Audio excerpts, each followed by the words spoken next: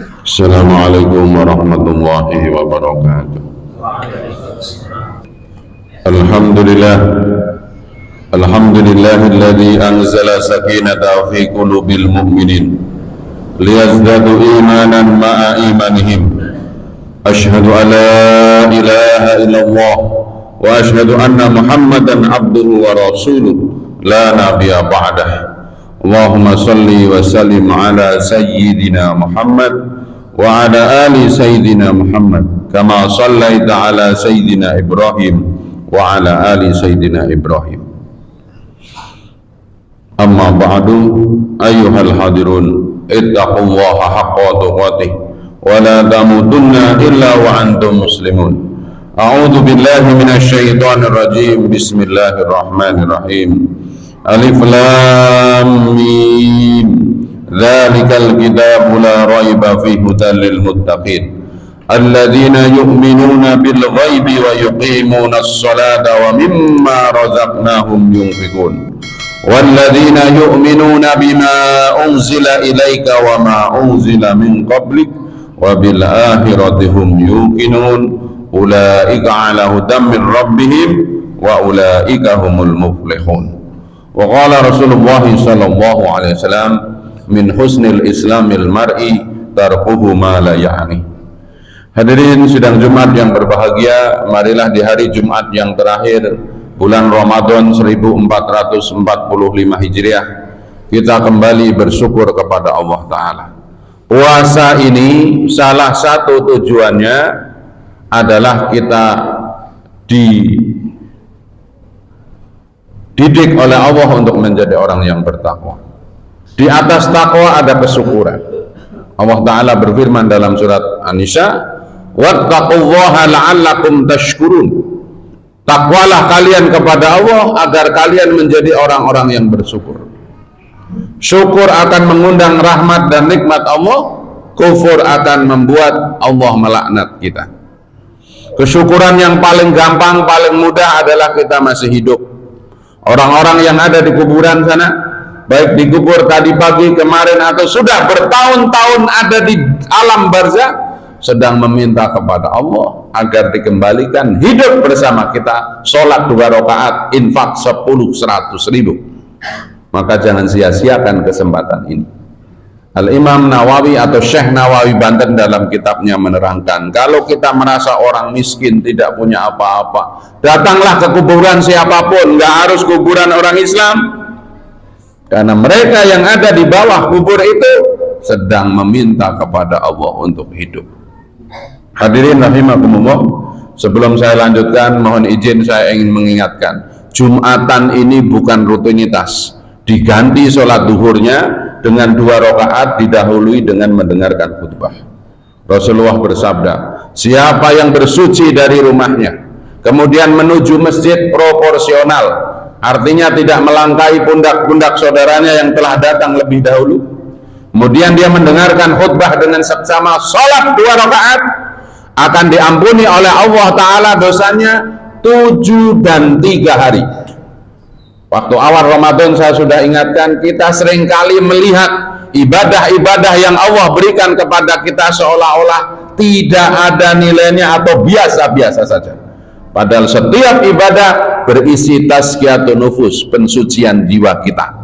Allah yang menciptakan kita, maka Allah yang paling tahu kita itu gampang kotor, gampang dosa, gampang lupa. Maka Allah menciptakan serangkaian ibadah, yang ibadah itu mengembalikan kita kepada laqad khalaqnal insana fi ahsani taqwim.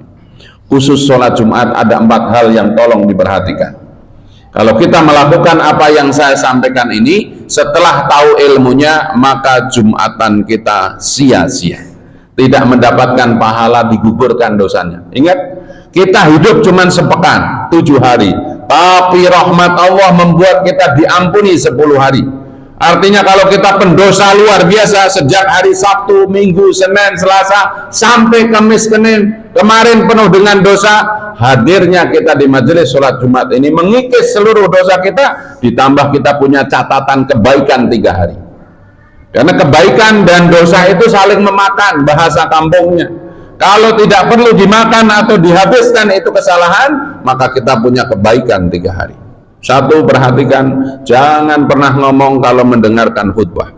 Rasulullah bersabda, "Idza qulta li sahibika yaumal jum'atil ansit wal imamu yahtub faqad laqa." Teman kita di samping ngobrol atau ngapain, terus kita ngomong, "Hus, diam." Bahasa Arabnya ansit, faqad laqa. Orang yang negur orang lain ini sudah melakukan perbuatan lago, tidak ada fadilah, keutamaan pahala Jumat. Jumatnya sah, tetapi nggak dapat pahala sholat Jumat. Ya, kalau anak-anak masih sedikit dimaklumi, tapi kalau kita orang dewasa mendengarkan khutbah, ngobrol, ada yang nelpon, itu bagian mungkin belum tahu. Setelah tahu jangan main-main, karena rata-rata di banyak masjid khutbah itu tidak boleh dari 20 menit. Ya, meskipun mungkin ceramahnya nggak enak, ustadznya nggak cocok, tapi perintahnya jangan ngomong. Dua, Rasulullah melarang kita mendengarkan khutbah bermain-main kerikil, hadisnya. Karena waktu zaman Nabi Muhammad, sholat Jumat itu di mana? Di padang pasir, maka tangannya mungkin gambar, ada kerikil dimain-mainin, yang bawa akek-akeknya digosok, yang bawa handphone browsing, ada lagi yang sambil nunggu komat dia main game.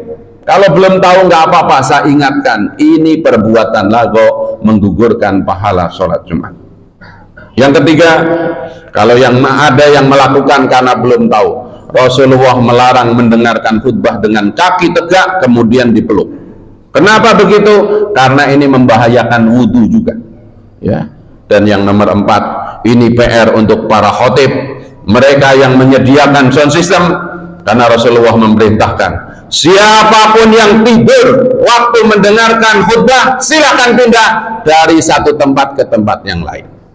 Tapi kalau memang diberi tidur, itu bagian dari nikmat. Yang penting waktu qomat mendengar. Karena ada sebagian orang waktu qomat tidak mendengar, kadang temannya yang di sebelahnya tidak open, dibiarkan temannya tidur sampai selesai sholat Jumat. Na'udzubillah, tsumma na'udzubillah. Meskipun dalam madhab Syafi'i kalau duduknya tegak, ya mohon maaf, pantatnya rapat, tidur ini tidak membatalkan wudhu. Tetapi alangkah baiknya waktu yang singkat ini kita manfaatkan sebaik-baiknya agar kita mencapai derajat optimal sebagai orang yang menghargai syariat sholat Jumat. Hadirin rahimakumullah, kita sudah sampai pada penghujung Ramadan atau puasa. Saya tadi bacakan ayat. Tujuan kita berpuasa itu agar kita bertakwa. Dalam surat Al-Baqarah ayat 1-5 yang saya baca, orang yang bertakwa itu ciri-cirinya atau karakternya, yang pertama, alladzina yu'minuna bil ghaib. Orang yang hakul yakin dengan yang gaib. Rukun iman yang 6 disederhanakan oleh para ulama. Orang yang hakul yakin dengan yang gaib itu percaya ada dosa, ada pahala. Itu pintu utama. Kalau dengan pahala dia rajin mengejar, dengan dosa dia berusaha untuk menjauhi, maka itu ciri dia alladzina yu'minuna bil ghaib. Yang kedua, bohong kalau orang mengaku bertakwa tidak sholat, karena setelah kepada yang hak, kepada yang gaib tadi, wa yuqimunas sholat. Sholat ini ibadah yang paling penting, karena ibarat angka 1000, sholat adalah angka 1. 00 yang lainnya adalah amaliyah yang lainnya. Awalu ma yusabu indal abdi bi yaumil qiyamah, sholat. Meskipun dia syahadat, ya, dihitung hisabnya kalau tidak sholat belakangan. Jadi orang-orang sholat dulu dihisab sampai selesai, orang Islam yang nggak sholat baru dihitung. Nunggunya bisa 500 tahun, 1000 tahun. Yang ketiga, wa mimma razaqnahum yunfikun. Orang yang bertakwa adalah orang-orang yang menegakkan atau senantiasa untuk berinfak. Infak itu tidak harus ngisi kotak Jumat. Infak yang terdekat, memberi nafkah dengan baik kepada anak dan istrinya. Jangan sampai anak istrinya terlantar sementara hobinya diperjuangkan. Sebagian laki-laki ada yang bohong sama istrinya, katanya nggak punya duit, tapi dia beli burung tiap minggu, beli vitamin burung tiap minggu. Zaman akek dulu tiap Jumatan beli akek, sementara anaknya dimintain jajan, dia mengatakan tidak punya uang. Termasuk itu infak Jumat. Infak terbaik itu infak Jumat, karena hari terbaik, waktu terbaik. Balasan infak kita sudah diingatkan berulang kali, surat Al-Baqarah ayat 261. Perumpamaan orang yang berinfak di jalan Allah, seperti menanam satu benih, setiap benih itu tumbuh 7 tangkai, setiap tangkai berbuah 100. Jadi seandainya tadi ada yang memasukkan uang 100.000 ke kantong yang dibawa oleh petugas, maka siap-siaplah akan mengambil keberkahan 70 juta. Dari mana? 100.000 kali 700. Maka kalau melihat kotak infak, lihatlah surat Al-Baqarah ayat 261. Dan ini tawaran yang tidak ada yang lainnya. Kalau kita naruh duit di bank 100.000 hari ini, maka tahun depan bulan April yang sama duit kita habis malah kurang 20.000. Karena apa? Diambil administrasi 10.000. Kalau ada orang nawarin kita untuk mendepositokan uang kita 10 miliar, paling top setahun itu 7%. Sementara Allah tadi melipat gandakan sampai 700 kali. Kemudian walladzina yu'minuna bima unzila ilaika wa ma unzila min qablik. Orang yang bertakwa adalah orang yang hakul yakin terhadap Al-Quran dan kitab-kitab selain Al-Quran. Ditutup ayatnya dengan wabil akhiratihum yuqinun. Orang yang bertakwa itu berbuat sekarang, mikirnya akhirat, bukan mikir 3 tahun, 5 tahun, atau kalau lagi kerja pensiun. Enggak. Kalau di dunia masih bisa diperbaiki, kalau kita salah masih bisa minta maaf, kalau kita mohon maaf didolimi masih mungkin ada pembela. Tapi kalau udah urusannya akhirat, Allah sangat detail. Faman ya'mal mithqala dzarratin khairan yara wa man ya'mal mithqala dzarratin syarran yara. Maka melengkapi penjelasan itu, ya, saya sampaikan sebuah makalah atau kata-kata dari Sayyidina Ali karamallahu wajah wa ardo. Beliau mengatakan, menyimpulkan ciri-ciri orang yang bertakwa secara spesifik. Kalau globalnya tadi, ya, iman kepada yang gaib, sholat, infak, menjaga atau mengimani Al-Quran dan kitab-kitab yang lainnya. Kemudian kata Sayyidina Ali, orang yang bertakwa, ciri yang pertama adalah al-khaufu minal jalil. Orang yang takutnya itu kepada Allah, bukan kepada hukum positif, bukan kepada malu kepada orang lain, tapi malu dan takutnya kepada Allah. Bedanya takut dengan singa, kita ingin jauh. Bedanya takut dengan Allah, kita ingin dekat kepada Allah. Jadi apapun yang kita lakukan dalam rangka taqarrub ila Allah. Kenapa kamu sholat? Saya ingin dekat kepada Allah. Kenapa kamu puasa? Saya ingin dekat kepada Allah. Kenapa kamu zakat? Saya ingin dekat kepada Allah. Yang kedua, orang yang bertakwa adalah orang-orang yang al-amalu bitanzil. Orang yang amalnya itu berdasarkan perintah Allah atau Al-Quran, bukan didikte dengan hukum sosial. Ada orang kondangan nggak enak, tetangga saya hajatan, masa nggak datang, nanti kalau ketemu di RT atau di masjid nggak enak. Ini berarti amalnya bukan karena Allah. Ada orang susah, kita bantu, kenapa? Nanti kalau kita susah biar dia membantu kita, berarti ini bukan karena Allah. Orang-orang yang bertakwa semuanya fillah, lillah, billah. Tujuan utamanya Allah subhanahu wa ta'ala. Yang ketiga, orang yang bertakwa adalah al-qanaatu bil qalil. Orang-orang yang qanaah, menerima dengan lapang dada dengan kesedikitan rizki terutama atau ujian dari Allah Ta'ala. Bahkan ada hadis, salah satu tanda bahwa kita dipilih oleh Allah menjadi baik itu, kita diberi rizki yang pas-pasan, tidak berlebih. Kalau sampai berlebih-lebih, apalagi tidak mau infak, tidak mau zakat, ini bisa jadi bukan rizki, itu laknat untuk kita, karena di akhirat tentu hisabnya luar biasa. Dan yang nomor terakhir, nomor 4, orang-orang yang bertakwa adalah orang-orang yang al-istidadu liyaumir rahil. Apapun yang dilakukan dalam rangka mencari sebab keselamatan di akhirat. Sebagaimana perintah Allah Ta'ala, wabtaghi fima ataqallaha darul akhirah wala tansa nasibaka minad dunya. Jadikan apapun yang Allah berikan kepada kamu sebagai jalan selamat kamu di akhirat, tapi jangan lupakan bagianmu di dunia. Kita dikasih mobil, mobil itu bagian kita di dunia, tapi mobil ini harus menjadi selamat kita di akhirat. Waktunya dinikmati mobil ini, ya ini bagian di dunia. Kita dikasih duit, duit ini pemberian Allah, harus kita jadikan jalan selamat di akhirat. Tapi dengan duit itu kita makan enak, beli baju bagus, itu bagian kita di dunia. Jangan dilupakan, nggak usah nunggu nanti di surga. Kalau bisa berbahagia di dunia, kenapa tidak? Karena Allah sendiri yang mengajarkan, Rabbana atina fid dunya hasanah wa fil akhirati hasanah wa qina adzabannar. Hadirin rahimakumullah, demikian mudah-mudahan ya, kurang 5 hari lagi atau 4 hari lagi kita puasa. Mudah-mudahan karakter atau indikator bertakwa itu ada di dalam diri kita.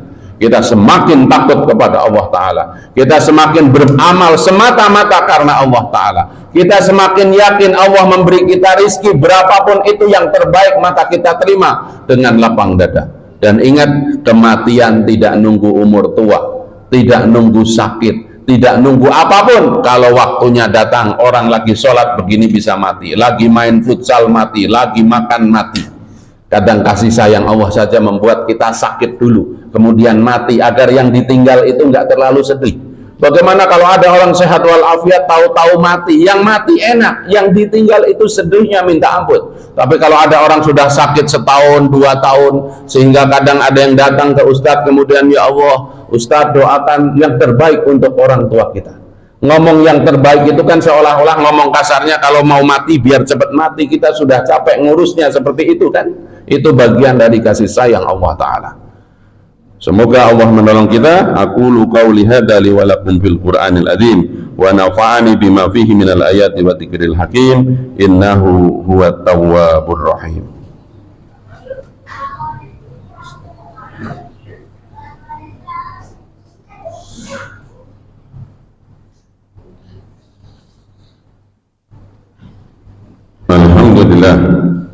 Alhamdulillahilladzi hadana lihada wa ma kunna linahtadiya laula an hadana Allah.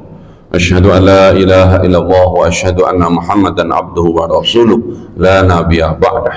Allahumma shalli wa sallim wa barik ala sayyidina Muhammad wa ala alihi wa sahbihi wa barik wa sallim ajmain. Ayyuhal hadirun, ittaqullaha haqqa tuqatih wa la tamutunna illa wa antum muslimun. A'udzu billahi minasyaitonir rajim. Wa may yattaqillaha yaj'alhu makhrajan wa yarzuqhu min haitsu la yahtasib. Wa qala aidan bismillahirrahmanirrahim wal 'ashr innal insana lafi khusrin illa illal ladzina amanu wa 'amilus solihati wa tawassaw bil haqq wa tawassaw bis sabr. Hadirin, sebelum berdoa saya mengingatkan kembali, mari kita berjuang untuk bertakwa. Orang yang bertakwa dijamin 5 hal oleh Allah. Tapi yang perlu saya ingatkan, kalau kita mau taat kepada Allah, janji Allah, wa may yattaqillaha yaj'alhu makhrajan. Siapa yang bertakwa kepada Allah selalu diberi jalan keluar untuk seluruh masalahnya. Yang kedua, wa yarzuqhu min haitsu la yahtasib. Diberi rizki yang bukan usahanya. Rizkinya tidak dari tempat usahanya. Kalau ada yang kerja dapat gaji, dapat THR, itu semua bagiannya yang terduga. Tapi orang-orang yang bertakwa kepada Allah, ada rizki yang dia tidak duga. Rizki tidak melulu duit, rizki tidak melulu harta, tapi kesehatan, sahabat yang baik, suasana yang baik juga rizki dari Allah Subhanahu wa Ta'ala. Mari jangan sia-siakan, tidak ada jaminan Ramadan tahun depan kita ketemu lagi. Bahkan besok tanggal 26 Ramadan belum tentu kita hidup. Kafa bil mauti ma'idho. Cukup dengan kematian menjadi nasihat. Ibadah adalah tentang hari ini. Hari kemarin sudah lewat, hari besok belum tentu. Kalau mau jadi orang yang terbaik beribadah, maka sukseskan ibadah-ibadah kita hari ini. Innallaha wa malaikatahu shalluna 'alan nabi ya ayyuhalladzina amanu shallu 'alaihi wa sallimu taslima. Allahumma shalli wa sallim wa barik ala nabiyyina Muhammad wa alihi wa sahbihi wa man tabi'ahu bi ihsanin ila yaumiddin wa am baqiyati khulafai rasyidin Sayyidina Abu Bakar, Umar, Utsman wa Ali wa radallahu anhum wa radiyan wa ra'arda. Allahumma ighfir lil mu'minina wal mu'minat wal muslimina wal muslimat al ahya'i minhum wal amwat innaka sami'un qaribun mujibu da'wat wa ya qadiyal hajat. Ya Allah, hidupkanlah hati kami untuk mudah berzikir, menyebut namamu, bersyukur atas segala nikmatmu, dan ibadah kami semakin hari semakin baik. Ampunilah sisa dosa yang belum Engkau ampuni, sehingga kami menjadi orang-orang yang bersih jiwa dan raga kami karena ampunan dan rahmat-Mu.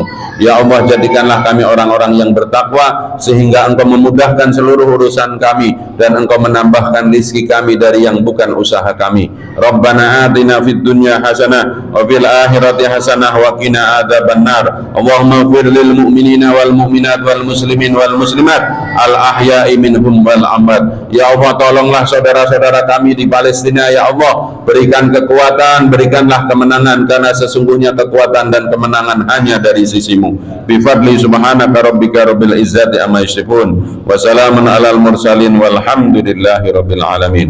Ibadallah, innallaha ya'muru bil adli wal ihsan wa ita'i dzil qurba wa yanha 'anil fahsya'i wal munkar wal baghi ya'idukum la'allakum tadhakkarun wa la dzikrullahi akbar. Aqimis shalah.